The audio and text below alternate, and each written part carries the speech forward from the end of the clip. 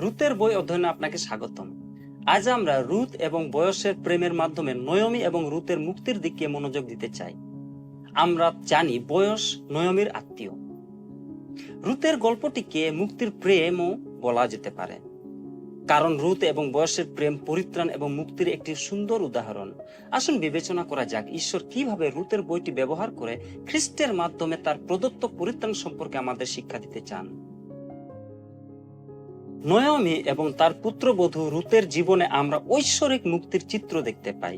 বেথলেহেমের বাড়ি ত্যাগ করে নিরাপত্তার খোঁজে পৌত্তলিক দেশ মোয়াবে যাওয়ার পর নয়মি সবকিছু হারান। তার স্বামী মারা যান এবং 10 বছরের মধ্যে তার 2 ছেলেও মারা যায়। যদিও নয়মি তার জীবনে ঘটে যাওয়া সমস্ত ভয়াবহ ঘটনার পরে ঈশ্বরের দ্বারা পরিত্যক্ত বোধ করেন, তবুও প্রভুর করুণা তার জীবনে এখনো বিদ্যমান। এখানে কোনো কিছুই কাকতালীয় নয়। ঈশ্বর ইচ্ছাকৃতভাবে উভয় নারীর জন্য পুনরুদ্ধার আনার জন্য এবং শেষ পর্যন্ত সমগ্র বিশ্বের জন্য মুক্তি প্রদানের কাজ করছেন।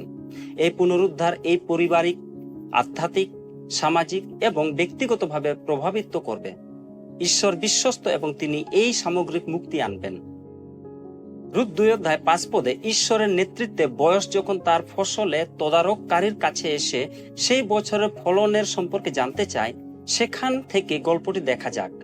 মনে রাখবেন, অধ্যায়ের শুরুতে রুথ বয়সের একটি জমিতে শস্য কুড়াতে গিয়েছিল। বয়স যখন পরীক্ষা করছিলেন, তখন রুথ ঘটনাক্রমে কূপের ধারে ফসল সংগ্রহ করতে আসা বাকিদের সাথে নিজেকে সতেজ করতে থাকেন। বয়স রুথকে লক্ষ্য করেন এবং তাকে দেখে হতবাক হয়ে যান। তিনি তার তদারককারীকে বলেন, এই যুবতী মেয়েটি কার? তদারককারীরাও তাকে লক্ষ্য করছেন এবং এই প্রশ্নের বিস্তারিত উত্তর দিতে সক্ষম হয়েছেন। তদারককারী ব্যাখ্যা করেন যে তিনি নয়মির অনুগত পুত্রবধূ, তার নাম রুথ এবং তিনি বিদেশ থেকে নয়মির সাথে থাকার জন্য এসেছেন, ভবিষ্যৎ যাই হোক না কেন। রুথ 2:8-9 বয়স রুথকে বিশেষ সুরক্ষা প্রদান করে বলেন, এই যে বাছা, শোনো, তুমি এই ক্ষেত ছেড়ে অন্য কোনো ক্ষেতে শীষ কুড়াতে না গিয়ে আমার কাজের মেয়েদের সঙ্গে এখানেই থেকো। জমির কোনখানে লোকেরা ফসল কাটছে তা খেয়াল রেখে তুমি কাজের মেয়েদের পিছনে পিছনে সেখানে যেও। আমি লোকদের বলে দিয়েছি যেন তারা তোমাকে জ্বালাতন না করে। আমার লোকেরা যে জল তুলেছে, পিপাসা পেলে তুমি সেখান থেকে জল খেও। এই সমস্ত কিছুর বাইরে বয়স রুথকে একটি বিশেষ দুপুরের খাবার খাওয়ান, তার সুরক্ষা সম্পর্কে নির্দিষ্ট আদেশ দেন, নিশ্চিত করেন যে পুরো ফসল কাটার সময় তার কাছে খাবার আছে। এমনকি তার লোকদের উদ্দেশ্যমূলকভাবে তার সামনে শস্য ফেলে দিতে বলেন, যাতে সে সহজে প্রচুর পরিমাণে শস্য সংগ্রহ করতে পারেন। বয়স সুনির্দিষ্টভাবে রুথের সুরক্ষা ও যত্ন নেওয়ার বিষয়ে লক্ষ্য করেন। পরিস্থিতির এই আকস্মিক পরিবর্তন রুথকে অভিভূত করে। সে কিছুটা বিভ্রান্ত এবং সে বুঝতে পারে না যে পৃথিবীতে সে এমন কি করেছে যার জন্য সে তার যোগ্য। সে 10 বলে, আপনি দয়া করে আমার প্রতি এত মনোযোগ দিচ্ছেন, এটা কেমন করে হলো? আমি তো একজন বিদেশিনী। যেমনটি আমরা আগের পাঠে আলোচনা করেছি, এই বইটি বিপদাচ্ছন্ন সময়ে ঘটে। অপরিচিত ব্যক্তির প্রতি, বিশেষ করে বিদেশি ব্যক্তির প্রতি কারোর সদয় হওয়া খুবই অস্বাভাবিক হবে। রুথ বুঝতে পারে না যে এই সদয়তার ব্যাখ্যা কি। বয়স রুথকে যে ধরনের অনুগ্রহ দেখাচ্ছেন তা একটু ঘনিষ্ঠভাবে দেখে নেওয়া যাক। 2টি সাধারণ হিব্রু শব্দ আছে যার অর্থ অনুগ্রহ। হান শব্দটি সে অনুগ্রহের কথা বলে যা একজন ব্যক্তিকে কোনো বিশেষ কারণ ছাড়াই দেখানো হয়। বয়স তাকে যে অনুগ্রহ দেখিয়েছেন তা বর্ণনা করার জন্য রুথ এই শব্দটি ব্যবহার করেন। এটি আর কি হতে পারে যখন বয়স জানে যে সে অপরিচিতা। অনুগ্রহের জন্য অন্য হিব্রু শব্দটিও আরো চুক্তিমূলক, হেসেদ, যার অর্থ হচ্ছে চুক্তির সম্পর্কে বিশ্বস্ত থাকার জন্য অনুগ্রহপূর্ণ পুরস্কার। রুথ এখনো এটি বুঝতে পারেনি, তবে বয়স তাকে যে ধরনের অনুগ্রহ দেখায় তার সঠিক বর্ণনা দিতে হেসেদ শব্দটি অধিক গ্রহণযোগ্য।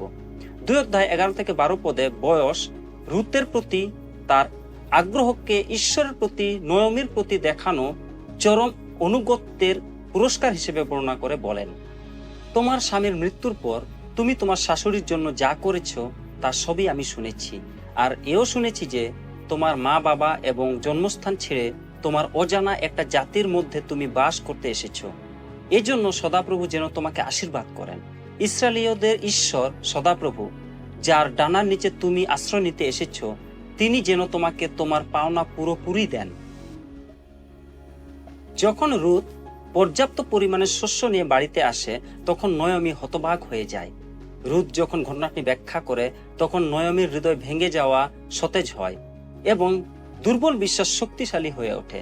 সে জানে রুথ বুঝতে পারেনি যে ঈশ্বর রুথকে সরাসরি একজন ধনী পরিবারের সদস্যের ক্ষেত্রে পরিচালিত করেছেন, যিনি তাদের উভয়কে মুক্ত করতে পারেন। রুথ 2:20 নয়মি বলেন, সদাপ্রভু যিনি জীবিত বা মৃত কারো প্রতি অবিশ্বস্ত হন না, তিনি তাকে আশীর্বাদ করুন। নয়মি যে দয়া ব্যবহার করেন তার হিব্রু শব্দ হলো হেসেদ। নয়মির অন্ধকারে আলো জ্বলে ওঠে কারণ সে এখন জানে যে ঈশ্বর আসলে তাকে এবং তার পরিবারকে পরিত্যাগ করেননি। সে ঈশ্বরের মঙ্গলময়তা দেখতে পায়। সে জানে যে ঈশ্বর তাদের দেখেন, তিনি তাদের জানেন, তিনি তাদের ভালোবাসেন এবং তিনি তাদের মুক্ত করার জন্য কাজ করছেন। তৃতীয় অধ্যায় শুরু হয় ফসল কাটার মৌসুমের শেষে, যখন নয়মি একজন মিলনকারীর কাজ করে। সে রুথ এবং বয়সের মধ্যে গড়ে ওঠা সম্পর্ককে কিছুটা চাপ দেওয়ার সিদ্ধান্ত নেয়। রুথ 3:1 নয়মি বলেন, মা, তোমার মঙ্গলের জন্য আমাকে একটা ব্যবস্থা করতে হবে যেন তুমি সংসারী হতে পারো। তার আসল অর্থ হলো, হে আমার কন্যা, তোমাকে স্বামী খুঁজে পেতে সাহায্য করা কি আমার পক্ষে ঠিক নয়?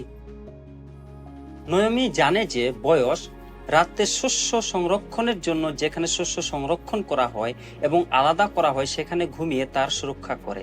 এই জায়গাটিকে মাড়াইয়ের জায়গা বলা হয়। যেহেতু এই বিষয়টি জানা, তাই নয়মি বয়সের কাছে বিয়ের প্রস্তাবের জন্য রুথকে পরিষ্কার করে সাজিয়ে তোলে এবং তাকে সেখানে পাঠায়। রুথকে মূলত বয়সকে বলতে হবে, আমি চাই আপনি আমার আত্মীয় মুক্তিদাতা, দায়িত্ব বহনকারী আত্মীয় হন। একজন আত্মীয় মুক্তিদাতা হলেন এমন একজন যিনি পরিবারের সদস্যের বিধবা স্ত্রীকে বিয়ে করেন, তার যত্ন নেন এবং এমনকি তার পূর্ববর্তী স্বামীর নামে সন্তানও জন্ম দেন। গভীর রাতে বয়স ঘুমিয়ে পড়ার পর রুথ তার কাছে লুকিয়ে যায় এবং তার পায়ের কাছে শুয়ে পড়ে। বয়স যখন বুঝতে পারে যে কেউ আছে তখন সে ভয়ে জেগে ওঠে। সে জিজ্ঞাসা করে, তুমি কে? রুথ 3:9 রুথ বলে, আমি আপনার দাসী রুথ। আপনি আপনার চাদরের নিচে আপনার এই দাসীকে আশ্রয় দিন, কারণ আপনি আমার দায়িত্ব বহনকারী আত্মীয়দের মধ্যে একজন। স্পষ্টতই বয়স একজন বয়স্ক পুরুষ এবং অবাক হয়ে যায় যে রুথ যুবক কোনো স্বামীর পিছনে না ছুটে তাকে এই কথা বলে। সে প্রতিশ্রুতি দেয় যে সে যা চেয়েছে তাই করবে। তবে এখনো একটি সমস্যা রয়ে যায়। যদিও সে একজন নিকটাত্মীয়, তবুও সে নয়মির সবচেয়ে কাছের আত্মীয় নয়। অন্য কারো ইচ্ছা হলে প্রথমে তার আত্মীয় মুক্তিদাতা হওয়ার অধিকার আছে। যদি এই নিকটাত্মীয় রুথকে প্রত্যাখ্যান করে, তবে বয়স তাকে বিয়ে করার প্রতিশ্রুতি দেয়।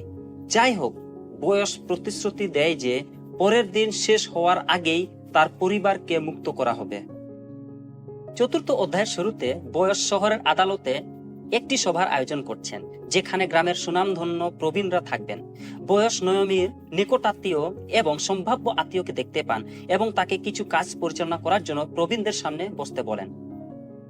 শহরের আদালতের সামনে বয়স মূলত বলেন, আমি নিশ্চিত আমাদের আত্মীয় ইলিমেলকের কথা তোমার মনে আছে, যে মোয়াবে গিয়েছিল এবং সেখানেই মারা গিয়েছে।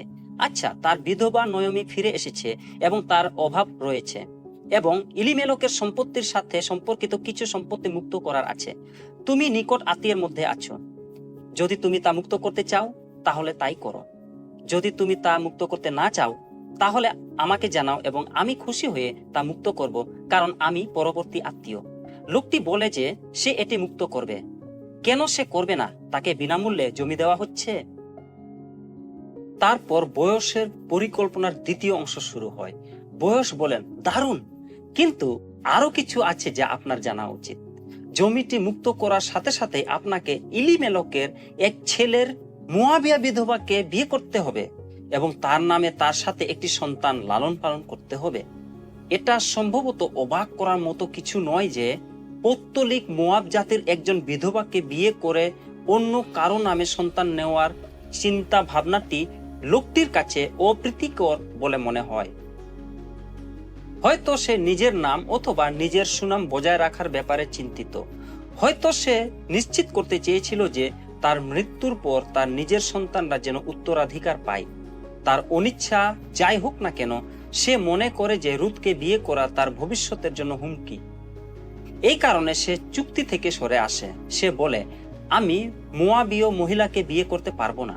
তারপর সে দায়িত্ব বয়সের উপর অর্পণ করে, যে রুথকে ভালোবাসে এবং আনন্দের সাথে তাকে এবং নয়মি উভয়কে মুক্ত করার জন্য এগিয়ে আসে।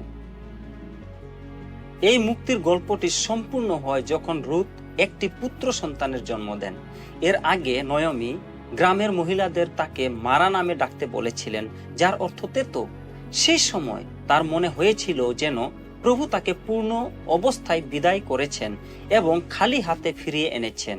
কিন্তু বইয়ের শেষে তার নাতিকে কোলে নিয়ে থাকায় গ্রামের মহিলারা 4 অধ্যায় 14 থেকে 15 পদে নয়মিকে আনন্দের সাথে উত্তর দিতে পারে। তারা বলে, ধন্য সদাপ্রভু, কারণ তিনি তোমাকে আজ একজন দায়িত্ব বহনকারী আত্মীয় দিলেন। ইসরায়েলদের দেশের মধ্যে সবাই তার সুনাম করুক। ছেলেটি যেন তোমাকে সতেজ করে তোলে এবং তোমার বুড়ো বয়সে তোমার দেখাশোনা করে, কারণ তোমার ছেলের বউ যে তোমাকে ভালোবাসে এবং যে তোমার কাছে 7 ছেলের চেয়েও বেশি, তারই গর্ভে ছেলেটির জন্ম হয়েছে। প্রভু তাকে খালি হাতে ফিরিয়ে আনেননি। রুথ তার পাশে ছিলেন এবং কখনো তাকে ত্যাগ করেননি। তার বংশধররা এখন অব্যাহত থাকবে এবং ঈশ্বর প্রমাণ করেছেন যে তিনি তার যত্ন নেন। ঈশ্বর বিশ্বস্ত ছিলেন এবং তিনি তার জন্য ব্যবস্থা করেছেন।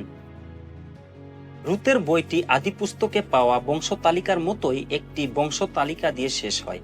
রুথ এবং বয়সের গর্ভে জন্ম নেওয়া এই শিশুর নাম ওবেদ, যিনি যিশয়ের পিতা, যিনি রাজা দাউদের পিতা। আমরা এখন জানি যে এই বংশ তালিকার শেষে বিশ্বের ত্রাণকর্তা যীশু খ্রিস্ট রয়েছেন। এসবই সম্ভব হয়েছিল কারণ বয়স রুথকে ভালোবাসতেন এবং নিঃস্বার্থভাবে বিয়ে করেছিলেন। এরপর তিনি তার সাথে একটি পুত্র সন্তান লালন পালন করেন, যার নাম তার নামে ছিল না। এটা পরিহাসের বিষয় যে বয়স তার নিঃস্বার্থতার কারণে যিশুর বংশ তালিকায় স্থান পান, কিন্তু যে নিকটাত্মীয় তার নিজের খ্যাতি রক্ষা করতে চেয়েছিলেন তার নামটিও বইতে নেই। তাকে ভুলে যাওয়া হয়েছে, কিন্তু বয়সকে কখনোই ভোলা হবে না। প্রকৃতপক্ষে বয়স এই গল্পে মহান বিশ্বাস এবং চরিত্র প্রদর্শন করেন, কিন্তু আমাদের এটাও মিস করা উচিত নয় যে রুথও পদক্ষেপ নেন। তিনি সাহসের সাথে বেথলেহেমে নয়মির সাথে যান এবং দুজনেই যেন না খেয়ে মারা না যান তা নিশ্চিত করার জন্য কঠোর পরিশ্রম করেন। তিনি সাহসের সাথে বয়সের কাছে বিয়ের প্রস্তাব দেন, এমনকি নয়মি তার অন্ধকার এবং দুঃখের মাঝেও রুথকে বিয়ের প্রস্তাব দিতে প্রস্তুত হতে সাহায্য ও অংশগ্রহণ করেন, এবং সবকিছুর মধ্য দিয়ে ঈশ্বরই শেষ পর্যন্ত এই মুক্তির ব্যবস্থা করেন। এই গল্পটি আমাদের জন্য দুটি সমৃদ্ধ ধর্মতাত্ত্বিক সত্য তুলে ধরে। প্রথমত, যীশু খ্রিস্টের মৃত্যু এবং পুনরুত্থানের মাধ্যমে আমাদের মুক্তি পাওয়া যায়। খ্রিস্টের বলিদানমূলক মৃত্যু ছিল আমাদের পাপের জন্য যে মূল্য দিতে হয়েছিল, এবং এটি আপনাকে ঈশ্বরের পরিবারে নিয়ে যাওয়ার ক্ষমতা রাখে। যিশুর পুনরুত্থান প্রমাণ করেছিল যে এই বলিদান আমাদের সমস্ত পাপকে ঢেকে দিয়েছে। ঠিক যেমন এটি একটি মুক্তির গল্প, তেমনি যিশু আমাদেরও মুক্তি দিতে চান। দ্বিতীয়ত, এটি আমাদের দেখায় যে ঈশ্বরের পরিবারে যোগদান কেমন। পুনরুত্থিত খ্রিস্ট আপনার এবং আমার সাথে সম্পর্ক রাখতে চান। এই সম্পর্কটিকে প্রায়ই শাস্ত্রে বিবাহের সম্পর্কের অনুরূপ হিসেবে বর্ণনা করা হয়েছে। যীশু খ্রিস্ট হলেন বর, আমরা তার মণ্ডলী হচ্ছে কনে। আমরা ক্ষমা পেয়ে এমনটি বলতে পারি না, ধন্যবাদ, হয়তো আমাদের আবার দেখা হবে। না, আমরা পূর্ণ অর্থে তার হয়ে উঠি। আমরা তার কাছে আমাদের হৃদয় উন্মুক্ত করি এবং সর্বান্তকরণে নিজেদেরকে তার শিষ্য করি। আমরা তাকে আমাদেরকে তার মতো হতে রূপান্তরিত করার সুযোগ দিই এবং আমরা পৃথিবীতে তার হাত ও পা হয়ে উঠি। আমরা তার মুক্তি এবং বিশ্বস্ততার কথা বলতে সক্ষম হই এবং আমরা অন্যদের তার দিকে নির্দেশ করতে সক্ষম হই। রুথের বইয়ের সবচেয়ে বড় চ্যালেঞ্জ হলো, আপনি কি মুক্তি পেয়েছেন? যিশুর সাথে সম্পর্কের কারণে কি আপনাকে ঈশ্বরের কাছে ফিরিয়ে আনা হয়েছে? আপনি কি যিশুকে আপনার আত্মীয় মুক্তিদাতা হতে বলেছেন?